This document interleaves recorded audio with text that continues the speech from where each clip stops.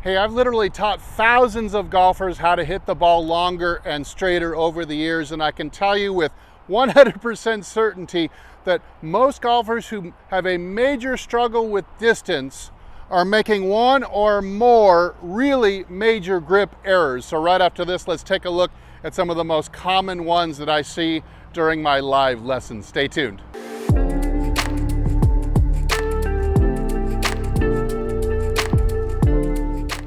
Hey, this is Steve with HitItLonger.com. I continue my journey to hit the ball longer and straighter than ever before. If you have the same goal, I hope you'll join me and hit like and subscribe. All right, let's take a look at some of the common grip errors that are keeping you from hitting the ball as far as you want.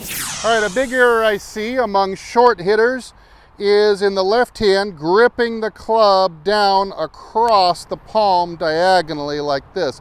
This usually leads to a couple other major errors too, but if you're running that club across the palm at all, if it's down below the last pinky pad here, got to get it up in the fingers so it needs to run across that third pad. So you've got three pads here, 1, 2, 3 in the pinky.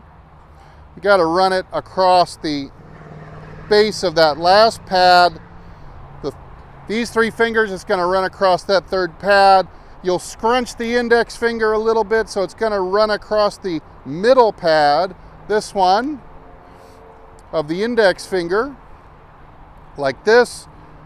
Wrap the fingers around, then wrap the palm around, and you're going to have a much better grip and much better potential for allowing the club to pendulum this way if the club is in the base of the fingers. If you've got it running diagonally across the palm, it's going to be much more awkward to do the pendulum, not as much power potential, and going to tend to have the club running too open throughout the swing as well. If you're running it in the palm, it's really, really hard to get the grip to be anything but super weak. And on that note, let's take a look at another major error. I see a lot of golfers who struggle with distance will tend to put their thumb right on top on the left hand.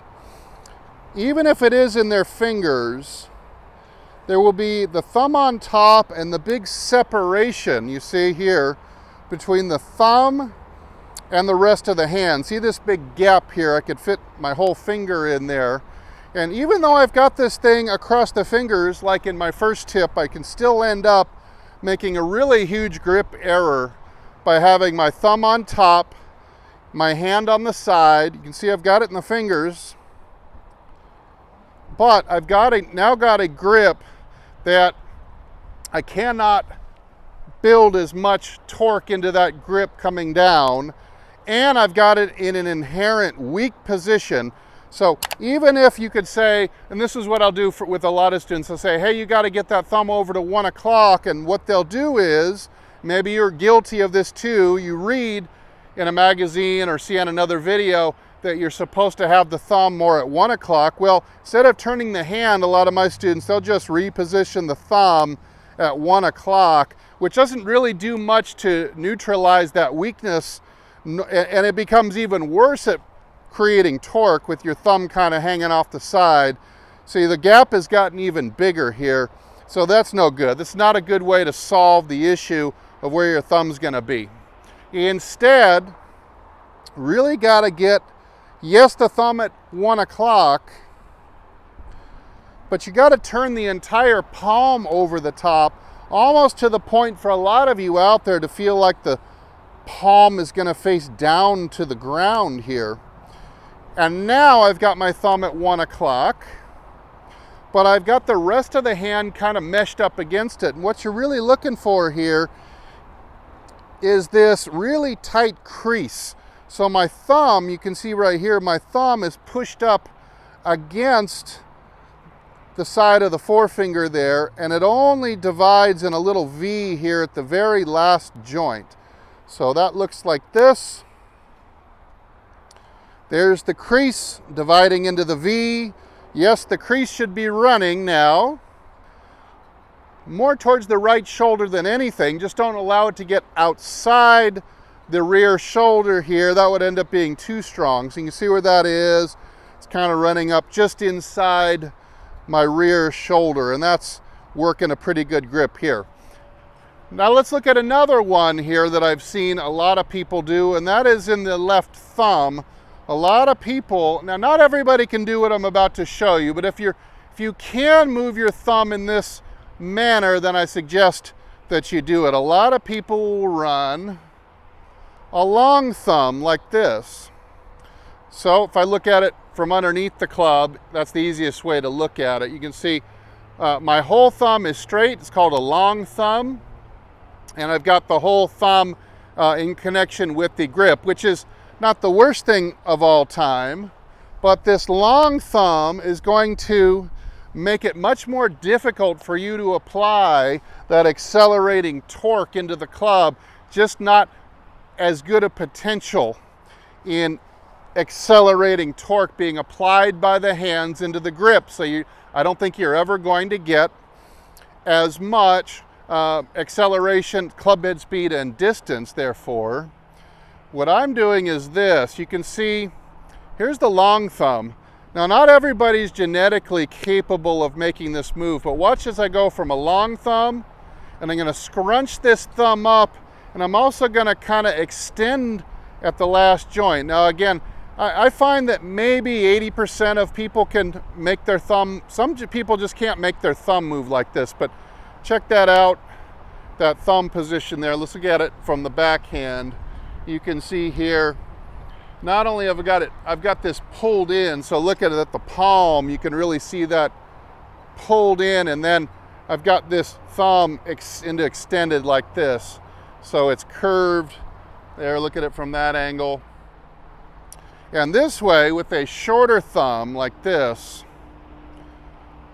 that is webbed against the hand, I can really apply some serious outward throwing torque coming into the ball and really maximize my club head speed and the ability to release the club head for power and speed and therefore distance. All right, let's look at one last major error. Man, there are so many ways that I've seen to screw the grip up and really mess with the natural penduluming ability or ability to put maximum torque into the grip and get a high amount of club head speed. And again, we'll go to the left hand, and I will actually see people not with their thumb, like if you hold it up like this, you can see how the thumb is in a support position, can actually hold the club at this angle. And this is a really good way to know if you're gripping the club right. You got to get your thumb underneath there. Now, of course, it's not right underneath, it's at 1 o'clock, but when you turn it under this way, definitely puts it in a position of support like this. But I've actually seen people who've got their thumb hanging off to the side, and so it's amazing. They have their thumb positioned like this. What a crazy error that is. Now, but you might be doing that, and think of the right hand as a hot dog, and that's the bun, and the thumb is the hot dog itself. You've got to get that hot dog back inside the bun again. You cannot have the hot dog slip out of the bun. You just won't be able to. Again, it's the opposable thumb push as you're torquing this way into the grip to cause the club to move and accelerate. If you only have the pull part, you're missing out on, see if I've got this thumb kind of out of the bun like this, or not quite like this, it's kind of hanging off on the side like this, you're simply limiting yourself in how much pushing torque that you can apply. You've got the pulling part, but you're missing that other side of the equation with the left hand that's really going to take away some of your power and speed. All right, well, let's take a look at a swing here with a good grip. Here we go.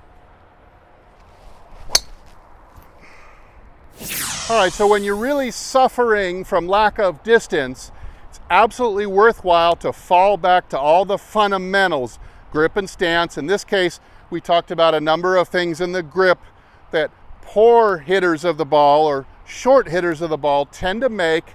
It's not age, it's not flexibility. Oftentimes it comes down as simple as making one or more of these large grip errors that are preventing you from hitting the ball as far as you would like to. So go back, check it a lot. Should be checking your grip regularly, looking at the grip in the mirror, re-gripping, practicing the perfect grip so that it becomes easier to take it to the driving range and hit balls and practice correctly. Fundamentally sound golfers are the ones who have low handicaps and get the ball out there for distance. Hey, thanks so much for watching. And if I don't see you in the next video, I hope to see you longer and straighter down the fairway. Everybody take good care.